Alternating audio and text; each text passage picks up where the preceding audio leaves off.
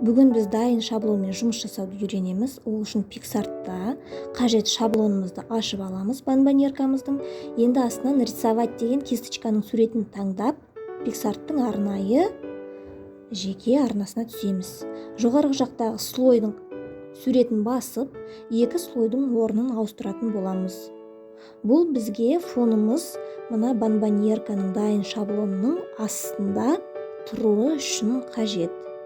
Слойды қайтадан бассақ, жоғалып кетеді. Енді фотоны басып, өзімізге қажет фонды таңдап алайық.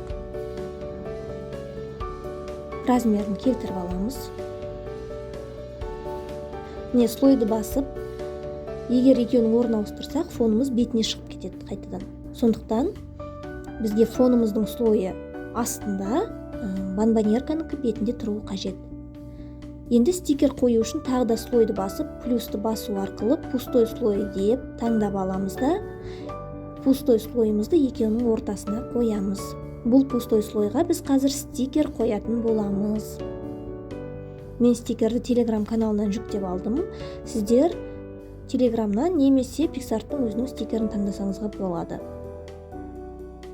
Стикерді пайдаланып жатқан кезде жанындағы полеңіз жоғалып кетсе, өзгертетін, тағы да слойды басып, стикер тұрған жерді таңдайсыздар да, преобразить деген кнопканы, үш нүктені басу арқылы соны таңдасаңыздар, екі саусақпен үлкейтіп, кішірейтіп таңдауға болады.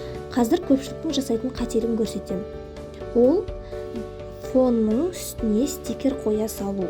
Яғни фон мен стикер бір пустой слойдың үстінде тұрса, біз осылай үлкейтіп кішірейткен кезде преобразитті басу арқылы фонымыз бен стикеріміз бірге қозғалады. Бізге бұлай жасаудың қажеті жоқ. Әрбір стикерді жасаған кезде әр стикерге жеке слой таңдағандарыңыз дұрыс. Не көрдіңіздер ме? Фонымыз бен стикеріміз бір слойдың үстінде тұрса, екеуі бірге қозғалып кетеді.